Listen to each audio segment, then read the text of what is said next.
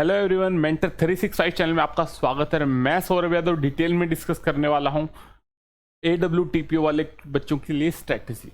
जो भी बच्चे AWTPO की तैयारी कर रहे हैं, पहले मैं आपको बता दूं, अपने आप को अभी से मोटिवेटेड कर लो अगले 4 महीने तैयारी करने के लिए, क्योंकि ज़बरदस्त आपकी वैकेंसी रहने वाली है। लगभग ये मानो 50,000 के अबाउट आपकी सैलरी रहने वाली है।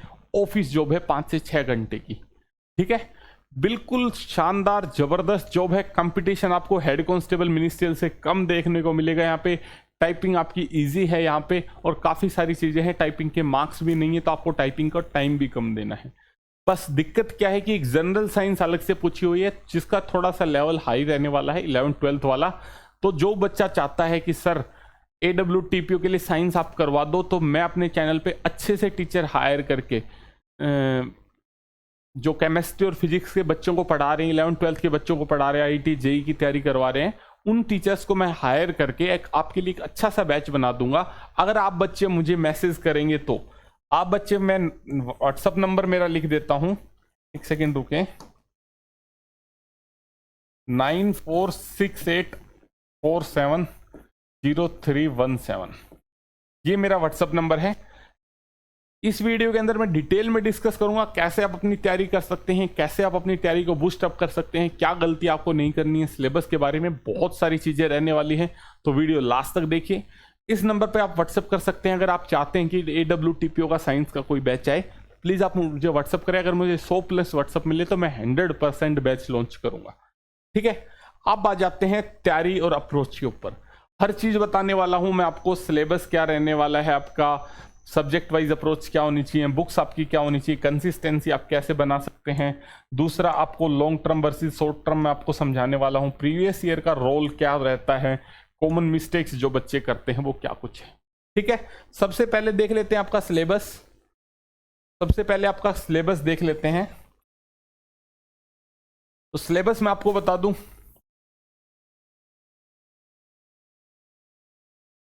सिलेबस के आपके अंदर रहने वाला है चीजें, एक सेकेंड। सिलेबस सबसे पहले जनरल अवेयरनेस आपकी आ रही है 20 नंबर की, 25 नंबर की आपकी साइंस आ रही है, जिसकी मैं बात कर रहा था। अगर आप मुझे व्हाट्सअप करेंगे तो मैं आपको एक बैच अच्छा सा बना के दूंगा, जिसके अंदर डिटेल में MCQ कम से कम हर टॉपिक पे 100 150 50 MCQ हम करवाएंगे। मैथमेटिक्स, रीजनिंग और कंप्यूटर, ये आपका सिलेबस है।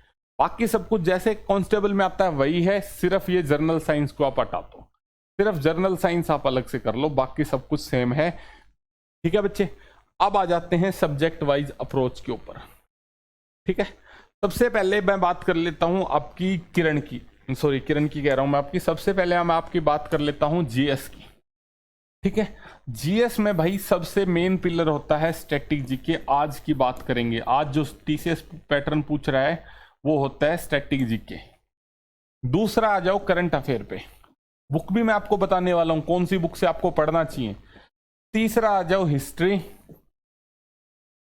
पॉलिटी और बायो, ठीक है। उसके बाद आपका क्या बच जाता है, ज्योग्राफी, फिजिक्स, केमिस्ट्री, ठीक है। ये आपकी जनरल अवेयरनेस में।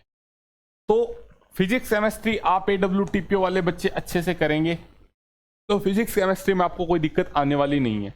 अब आ जाओ स्टैटिक जीके। तो स्टैटिक जीके मैंने क्या करा है, लगभग 20 टॉपिक आपको बताए हैं स्पेशल अलग से वीडियो के अंदर, कि मोस्ट इंपॉर्टेंट 20 टॉपिक जो स्टैटिक जीके के आने वाले हैं। CPO की एक वीडियो बनाई थी उसके अंदर, तो वहां से आप ये देख सकते हैं जो सबसे ज्यादा रिपीट हो रहे हैं।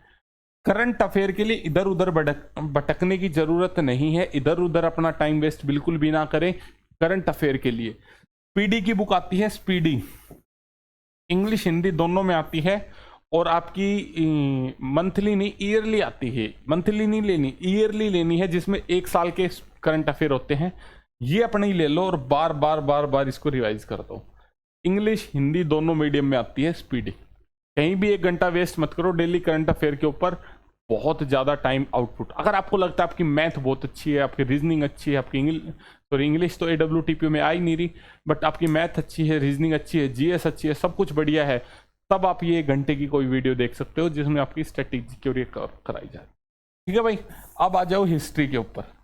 हिस्ट्री आपको करनी है हिस्ट्री आपको करनी है, बायो आपको कवर करनी है, बायो आपको करनी है, हिस्ट्री आपको करनी है और पॉलिटी करनी है। सबसे पहले इनको इंपॉर्टेंस देनी है। अगर आपके पास टाइम फिर बचता है तब आप ज्योग्राफी को इंपॉर्टेंस दें। फिजिक्स केमिस्ट्री आपको वैसे ही जर्नल साइंस में जब आप पढ़ोगे तो आपको कवर करनी है। अब आ जाते हैं आपकी बुक्स की बात कर लेते हैं कि बच्चे कहेंगे सर बुक्स बता दो। तो भाई मैं सिंपल सी एक बुक बताता हूं जिसका रिजल्ट इनपुट आउटपुट बहुत जबरदस्त है। मनोहर पांडे, मनोहर अरिहंत की बुक आती है, ये अरिहंत पब्लिकेशन की, मनोहर पांडे की, मनोहर पांडे। अब पूरा सुन के जाना, अधूरा ज्ञान खतरनाक होता है। मनोहर पांडे की सिर्फ आपको 30 रुपए वाली बुक लेनी है। छोटी सी पतली सी बुक आती है 30-35 रुपए की, उससे ऊपर वाली नहीं लेनी। उससे ऊपर वाली फिर लोगे तो वही ल्यूसेंट बन जाएगी दूसरी। ये आपकी सब्जेक्टिव पढ़ने के लिए हो गई। अब आ जाओ ऑब्जेक्टिव। जीएस को पढ़ने के दो ही तरीके हैं, या तो सब्जेक्टिव पढ़ो या ऑब्जेक्टिव। आपके पास अपने कोई नोट्स हैं, दी बेस्ट है। उनके अलावा आप कर सकते हो एमसीक्यू प्रैक्टिस, एमसीक्यू प्रैक्टिस, ठीक है। ये मनोहर पांडे मैंने आपको बताई थी 30 रुपये वाली। उसके बाद एमसीक्यू प्रैक्टिस आप करने हैं। ये आप कहाँ से कर सकते हो? अगर आपके पास कोई अभी तक कोई बुक नहीं है तो आप ले लो किरण एमसीक्यू चैप्टर वाइज। किरण क्यों? क्योंकि भाई इसमें क्या है, एक तो आपको कूपन कार्ड मिल जाएगा जिसमें आपको प्रैक्टिस कर सकते हो ऑनलाइन। दूसरा, इसमें सारे एसएससी के प्रीवियस ईयर हैं, लास्ट में इनकी एक्सप्लेनेशन है। साथ साथ एक्सप्लेनेशन दिक्कत करती है, लास्ट में है वो कहीं ज़्यादा बढ़िया है, ठीक है। बाकी अगर आपके पास घटना चक्कर है या राकेश यादव है तो भी कोई दिक्कत नहीं है, आप वहां से भी कर सकते हो। लेकिन उन बुक्स में क्या है, घटना चक्कर पीसीएस लेवल तक का कवर करती है। दूसरा, राकेश यादव सर की बुक में क्या है कि एसएससी के सारे क्वेश्चंस कवर नहीं है। तो किरण दी बेस्ट है मेरे हिसाब से, लेकिन फिर भी आप अपने हिसाब से देख लें जैसा आपको सही लगता है। लेकिन प्रैक्टिस जरूर करनी है एमसीक्यू की। लगभग डेली आपका 100 से 150 एमसीक्यू का टारगेट रहना चाहिए। और डेली मनोहर पांडे की 10 पेज पढ़ने की आदत डालो। 15 दिन में एक बार पूरी हो जाएगी, फिर 12 पेज कर देना, फिर 15 कर देना। धीरे धीरे अपनी स्पीड अप कर सकते हो, ठीक है भाई। अभी तक हमारे जो मैंने शोर सिलेक्शन का भी एक बैच चला रखा है जिसमें बच्चे कंटिन्यूटी नहीं बना पा रहे थे, वो ऐड हो सकते हैं।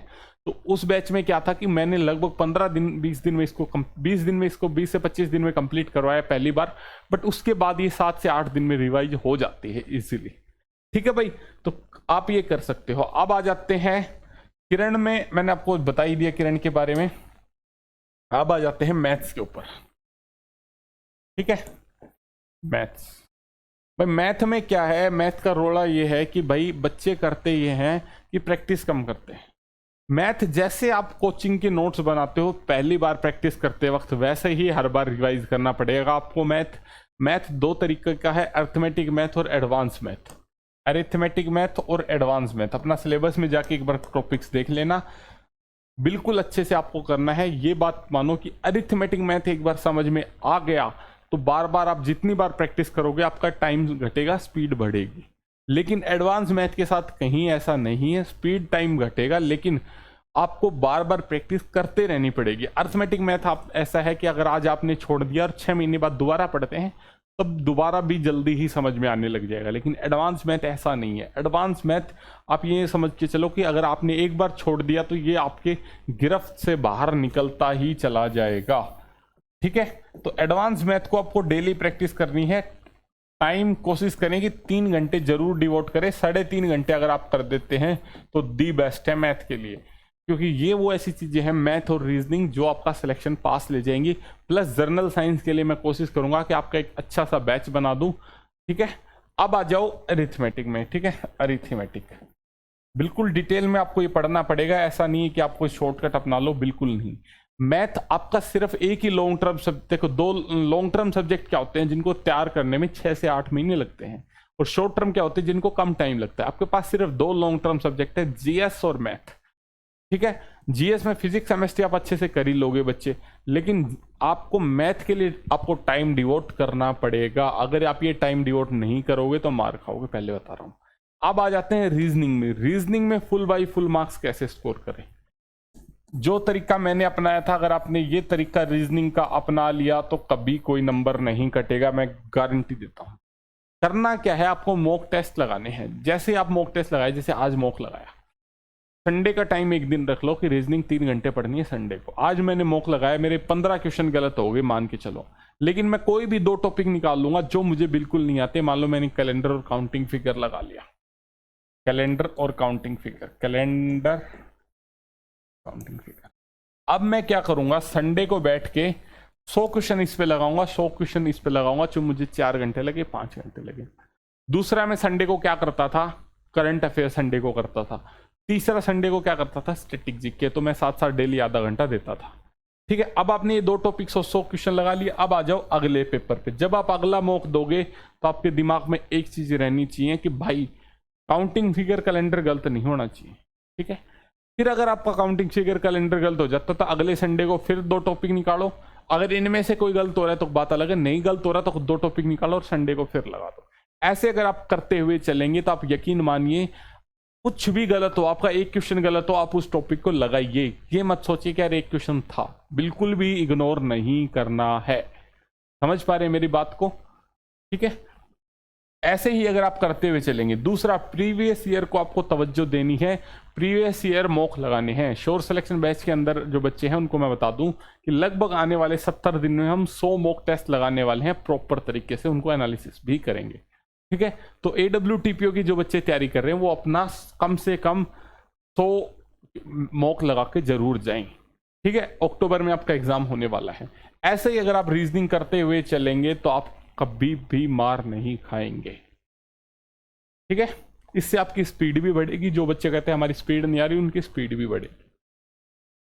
अब आ जाओ इंपॉर्टेंस ऑफ मॉक टेस्ट। भाई मॉक टेस्ट की इंपॉर्टेंस बहुत ज्यादा है। पहली चीज, आपको अपनी वीकनेस पता चलती है, वीकनेस आपकी पता चलती है कि क्या आपकी वीकनेस है। दूसरी, आपकी क्या स्ट्रेंथ है। वीडियो को लास्ट तक देखिएगा, बहुत सारी चीजें और बताऊंगा मैं आपको जो आपको मैनेज करनी है। तीसरा, फिर मैं आपको टाइम टेबल मैनेज करना भी सिखाऊंगा AWTPO वाले बच्चों को। ठीक है भाई, वीकनेस स्ट्रेंथ पता चलती है। दूसरा, आपको जो बच्चे बार बार ये क्वेश्चन करते हैं ना, सर TCS पैटर्न कैसे समझ में आएगा? TCS पैटर्न भाई ये मॉक टेस्ट से समझ में आएगा। हाल फिलहाल के लगभग आप 100 मॉक टेस्ट लगा दो, आपको TCS पैटर्न वैसे ही समझ में आ जाएगा। ठीक है, क्योंकि आप लगा लो 100 क्वेश्चन आप लगाते हो और 100 मॉक टेस्ट लगाते हो, 10,000 क्वेश्चन हो गए लेटेस्ट वाले, आपका कोई पैटर्न नहीं बचता, कोई भी। आप कितनी मर्जी प्रैक्टिस कर लो, इससे जो आउटपुट आएगी उसका कोई भी अल्टरनेटिव नहीं है। ठीक है, और मॉक टेस्ट लगाने के बाद उनको एनालिसिस भी आपको करना है कि कैसे उनकी आउटपुट है, क्या आपका वीकनेस है, क्या आपकी स्ट्रेंथ है। अब और क्या बताऊँ, मैं बताने वाला था आपको, GS हो गया, मैथ हो गया, रीजनिंग हो गया। कंप्यूटर के लिए मैं एक अलग से वीडियो बना दूंगा और मैं कोशिश कर रहा हूँ कि कंप्यूटर के लिए मैं कोई मास्टर क्लास भी लेके आऊँ। थोड़ा सा मुझे टाइम नहीं मिल पा रहा, मैं माफ़ी चाहूँगा आप बच्चों से, क्योंकि मेरे कान में इन्फेक्शन है और मुझे ऑपरेशन के लिए बोला गया है 2 से 4 दिन के अंदर। तो थोड़ा मैं बोल कम पाता हूँ, एक आधी वीडियो मैं बना पा रहा हूँ इस टाइम पे। तो अभी ऑपरेशन होने के बाद चीज़ें नॉर्मल होंगी, 8 से 10 दिन 15 दिन। तो जिस दिन जब मैं बेड रेस्ट पे रहूँगा तब मैं आपका सारा कंटेंट तैयार कर लूँगा अच्छे से, और फिर हम अच्छे से चीज़ों को करवाएंगे। ठीक है भाई, अब आ जाते हैं आपका वापस से क्या हमने स्टार्ट किया था। सब्जेक्ट वाइज मैंने आपकी सारी अप्रोच बता दी है। बुक्स मैंने आपको कोशिश करी, मैथ के लिए आप कोई भी कर लो, राकेश यादव सर की बुक ले लो, पिनेकल की आप बुक ले सकते हो, कोई भी बुक ले सकते हो, कोई दिक्कत नहीं है मैथ के लिए। कंसिस्टेंसी, ये एक बहुत बड़ा फैक्टर है जो मेरे सिलेक्शन में अहम रोल रहा। मैं कुछ भी हो जाऊँ कंसिस्टेंट रहता था कि आज वो कैब करनी है तो करनी। अपने माइंड को अगर ढीला छोड़ना शुरू कर दोगे तो कंसिस्टेंसी खत्म हो जाएगी आपकी, यकीन मानिए। समझ पा रहे हैं आप मेरी बात?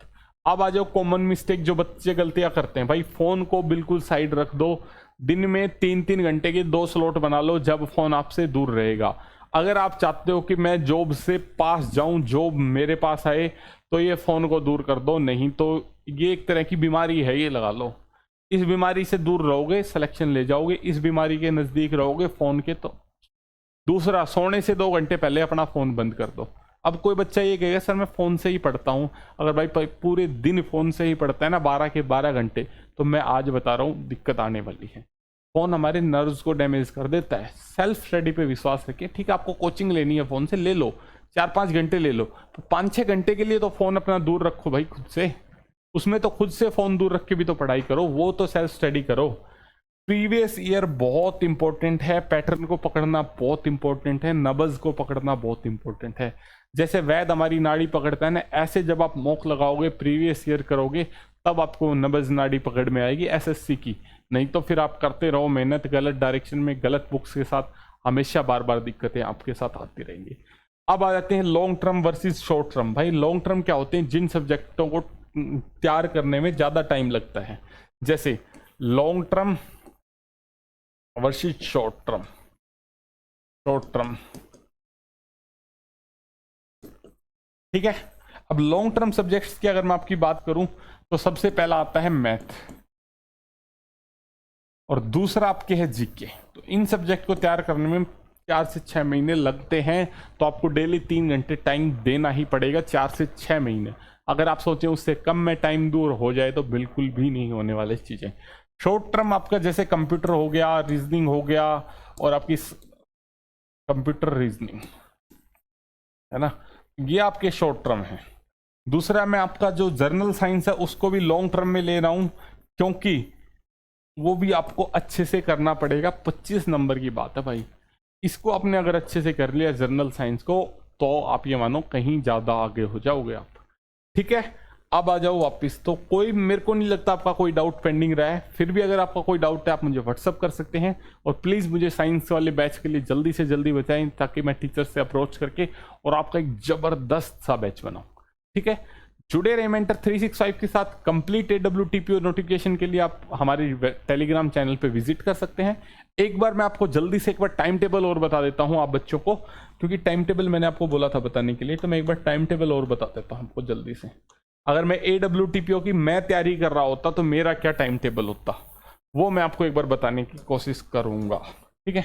अब जनरल अवेयरनेस में क्या करता, मैथमेटिक्स के लिए अलग से 3 घंटे में, 3.5 घंटे में रख देता, ठीक है। 3.5 घंटे, जिसमें 2 घंटे में एडवांस मैथ के टॉपिक करता, 1.5 घंटा अरिथमेटिक को मैं देता। कंप्यूटर के लिए डेली में 1 घंटा पक्का निकालता, 4.5 घंटे। अब आ जाते हैं 2.5 घंटे में जर्नल साइंस के लिए निकालता, 7 घंटे। 2 घंटे में जर्नल अवेयरनेस के लिए निकालता, 9 घंटे, और 1 से 1.5 घंटा मॉक के लिए। 1.5 घंटा मानो मॉक के लिए, 10.5 घंटे तो पढ़ाई भाई मैं करता ही करता। 10 आवर प्लस स्टडी तो भाई चाहिए ही चाहिए। 3 महीने 4 महीने बच गए, अब भी 10 घंटे नहीं पढ़ोगे तो भाई कब पढ़ोगे? देखो पोस्ट 500 है, जो 500 पोस्ट हैं आपके पास, अभी 120 दिन मान के चलो, अभी 120 दिन में जो 1200 घंटे पढ़ जाएगा इफेक्टिवली अच्छे फ्रेश माइंड से, वो अपना सिलेक्शन लेके जाएगा। वो 1200 घंटे डिसाइड कर लो आपको पढ़ने हैं या आपके पड़ोसी पे जो बैठ के पढ़ रहा है उसको पढ़ने हैं। ये बात हमेशा दिमाग में रखो कि सिलेक्शन आपका होना है, पड़ोसी आपसे पूछने वाले हैं कि भाई क्या कर रहा है क्या नहीं कर रहा। अगर आप चाहते हैं कि हाँ मुझे कुछ करके दिखाना है, तो अब भी टाइम में लग जाओ, इधर उधर टाइम वेस्ट बिल्कुल मत करो। अगर आपकी कंसिस्टेंसी नहीं बन रही, अगर आपसे दिक्कत आ रही है कि सर मैं क्या पढूं, मैं सब्जेक्ट्स में कंफ्यूज हूं, तो आप श्योर सिलेक्शन बैच हमारा ज्वाइन कर सकते हैं। मैं कोई ऐसे मतलब एडवर्टीजमेंट करने के लिए नहीं बोल रहा, मैं सिर्फ इतने पॉजिटिव वे में बोल रहा हूं क्योंकि मैं चाहता हूं कि बच्चों का सिलेक्शन हो, वो डिप्रेशन में ना जाए, वो मेहनत जो कर रहे हैं, जो बच्चे 8-10 घंटे मेहनत कर रहे हैं, वो सही डायरेक्शन में करें। क्योंकि मैं पिछले 2-4 साल में यही समझ पाया हूँ, बच्चों को मैं समझा तो देता हूँ चीज़ों को, लेकिन वो इम्प्लीमेंट नहीं कर पाते, फॉलो नहीं कर पाते। इसीलिए मैंने वो श्योर सिलेक्शन बैच स्टार्ट किया। पहले फ्री ऑफ कॉस्ट किया था, तब रिस्पॉन्स कम आया, अब मैंने वो पेड कर दिया, काफ़ी अच्छा रिस्पॉन्स आ रहा है और बच्चे अच्छे से 8-9 घंटे पढ़ भी पा रहे हैं। ठीक है बच्चे, तो उसको आप ज्वाइन कर सकते हैं, नो डाउट कोई इश्यू नहीं आने वाला है। ये लगभग आपका टाइम टेबल रहना चाहिए AWTPO वालों के लिए। ठीक है भाई, तो जुड़े रहे मेंटर 365 के साथ। जो बच्चे श्योर सिलेक्शन बैच के हैं AWTPO वालों, मैं आपको बता दूं, इंग्लिश का जो आपको टाइम है वो निकाल के जर्नल साइंस को दे दो। ठीक है, तो आपको ये कुछ करना पड़ेगा। दूसरा, आप पूछेंगे सर जर्नल रीजनिंग कहाँ गई? रीजनिंग मैंने संडे को दे दी आपको कि संडे को अपना रीजनिंग आप जाके पढ़े। ठीक है, करंट अफेयर और रीजनिंग संडे को जाके पढ़े। करना ही पड़ेगा, ऐसे ही करना पड़ेगा, तभी जाके बात बनेगी, नहीं तो दिक्कतें आने वाली। ठीक है बच्चे, तो जुड़े रहे मेंटर 365 के साथ। आप हमारा टेलीग्राम ग्रुप ज्वाइन कर सकते हैं और मुझे व्हाट्सएप कर सकते हैं। Thank you. स्टे पॉजिटिव और खुश रहने की कोशिश करें, बिंदास रहे। Selection, post, job, joining, exams ऐसे ही चलते रहेंगे। सबसे मस्त है बिंदास रहना, टेंशन फ्री रहना। Thank you.